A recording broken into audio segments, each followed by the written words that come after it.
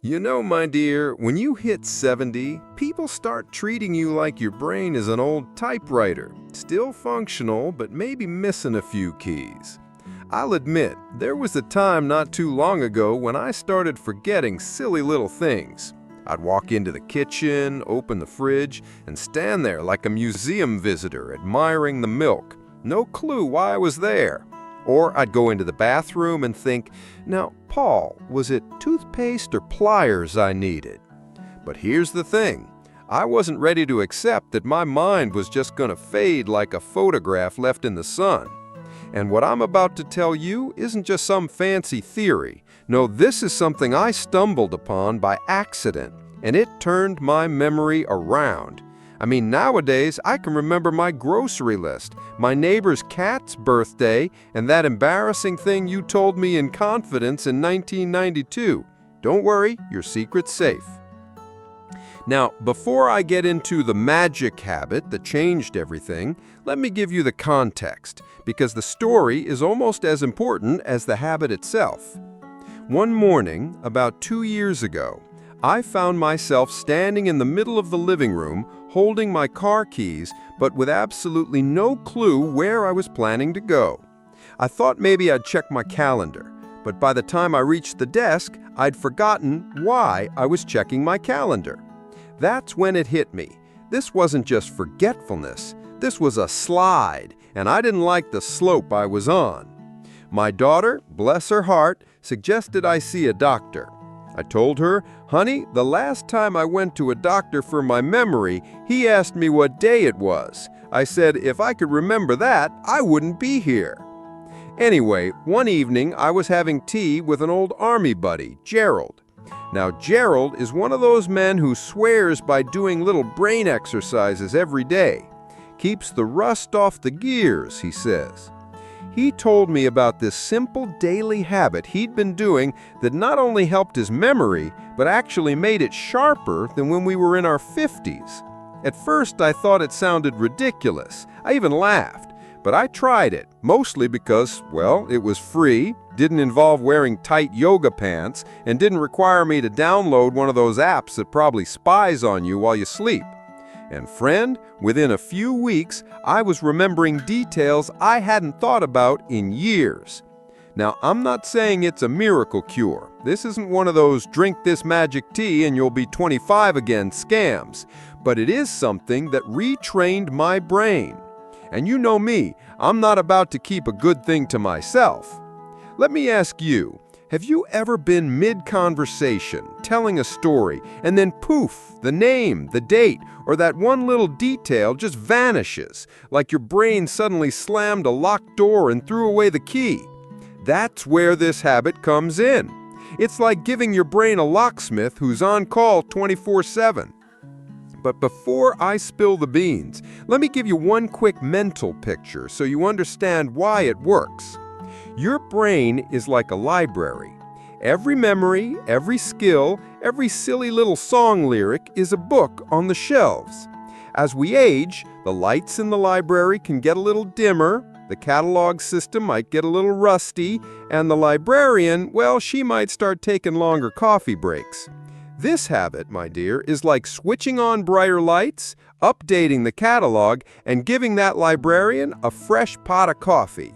And here's the best part. It takes less than 10 minutes a day. You don't need special equipment, you don't need to go anywhere, and you can even do it in your pajamas. Although if you do, maybe close the curtains. Now, I'll tell you exactly what the habit is, but not yet, because first I need to share the hilarious disaster that led me to fully commit to it. About a month after Gerald told me about this technique, I decided to give it a real shot. But being me, I got creative. Instead of following his simple instructions, I thought I'd improve it. Big mistake. One morning, I'm standing in the kitchen doing this habit in my own enhanced way, and my neighbor Martha walks in. Yes, she still has a key from when she used to water my plants. She takes one look at me and says, "Paul Walker, what in the world are you doing? Are you having some kind of episode?" I'll spare you the full embarrassment, but let's just say it involved a frying pan, a deck of cards, and humming the theme from Gilligan's Island. She still brings it up at the community center. But after that fiasco, I decided to stick to Gerald's way, no improvisations. And friend, the results were stunning. So, my dear, here it is, the big reveal. The habit that turned my brain from an old flickering light bulb into something closer to a stadium spotlight. It's called memory chaining. Sounds fancy, right? But it's really just a playful little game you do with yourself every day. It works like this. You take a list of random things, could be words, could be objects you see around you, could be errands you need to remember, and you connect them in your mind using the most ridiculous, vivid, over-the-top story you can imagine. Now, I know what you're thinking. Paul, that sounds silly. And you're right, it is silly, but that's the beauty of it. Your brain is like a kid. It remembers the weird, the funny, and the outrageous way better than the boring and ordinary.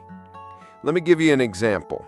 Say I need to remember to buy eggs, pick up my dry cleaning, call Gerald, and water the plants. I could just write it down, but where's the fun in that?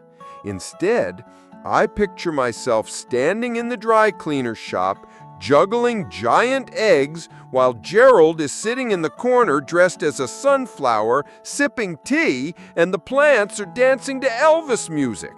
Now, tell me, how could you forget that image? I started small with just 3 or 4 things, then I built up. Before I knew it, I could remember 12, 15, even 20 things without writing a single one down. My friends at the community center thought I'd started taking some miracle supplement. I told them, yes, it's called Using My Brain trademark, available free to everyone. But here's where it gets deeper. Memory chaining doesn't just help you remember shopping lists. It works on names, dates, even those tricky little "where did I put my phone" moments. I started applying it to things from my past, stories I hadn't told in decades, and suddenly my mind felt alive again, like someone had opened all the windows and let in fresh air. Now, let me warn you, this isn't one of those do it once and you're fixed forever deals. Nope, it's like watering a plant. You've got to keep at it. I do it every single day, usually in the morning while I drink my coffee. And I mix it up. Some days I use objects in my kitchen. Other days I'll walk around the garden and link whatever I see.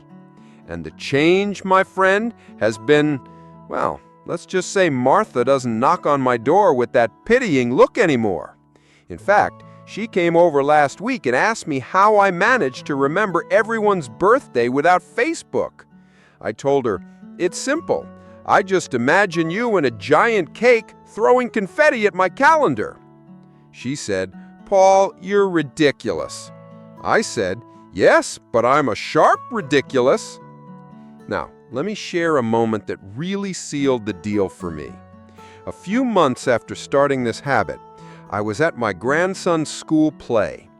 Before the show, they asked for volunteers to read out the list of names for the cast. Without thinking, I said, sure, I'll do it.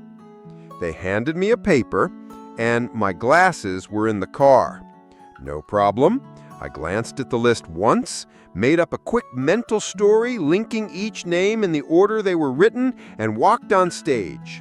I nailed every single one, even the kids whose name looked like it had been invented by a Scrabble player in a fever dream.